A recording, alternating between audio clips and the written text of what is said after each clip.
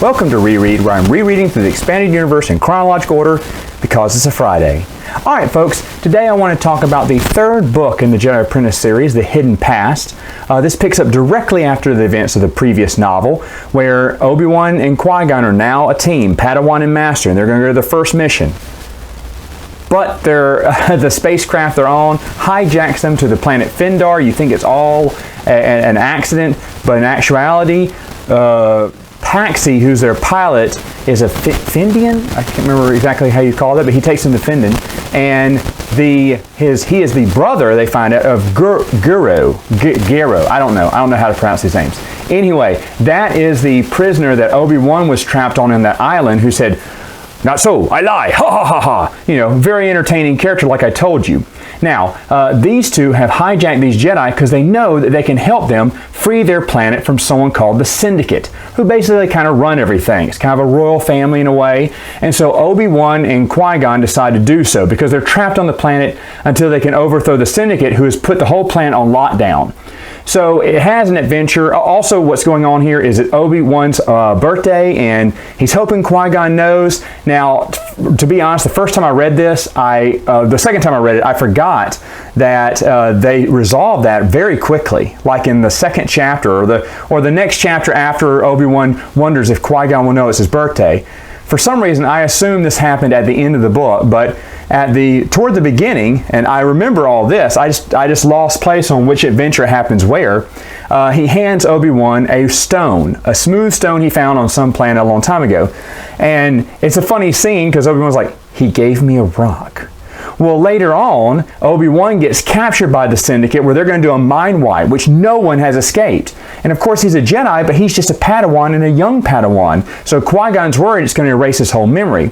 And so is Obi-Wan. He's thinking about all his friends at the Academy, on Coruscant, and his time with Qui-Gon and how he's going to forget everything. But then he feels the stone start to glow. He grabs onto the stone, holds onto his memories, kind of gives him a little force shield. And even though the Findians think that they have mind-wiped Obi-Wan, they have not. But he pretends that they have. So then he gets dumped on the planet with a new identity, and through a random series of events, he actually finds his way back into the grand scheme to overthrow the Syndicate. He finds a way in, which later on interrupts the Findians and the brothers and Qui-Gon on their mission to stop the Syndicate. They run back into Obi-Wan.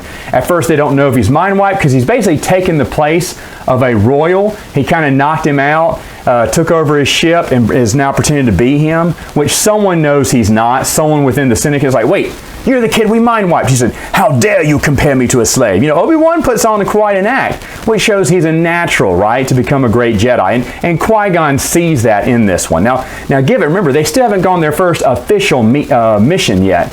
So, of course, they're going to end up overthrowing the Syndicate, and the brothers are all happy, even though they lose someone. They lose their sister at the end, which I'd forgotten about.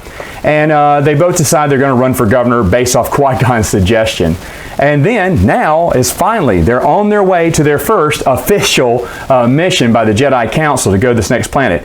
I love how we start off at the very beginning. Qui-Gon mentions that he's about to leave on this mission, and 3 books later, we still haven't gotten to it yet. Yet the series does not seem to be plodding along.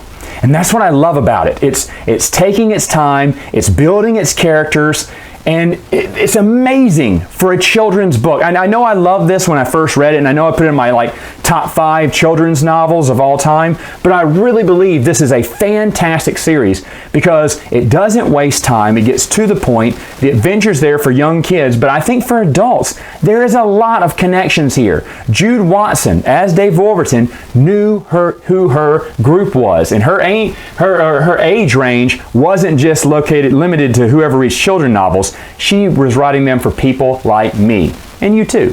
All right, so I'll talk about book 4 next time.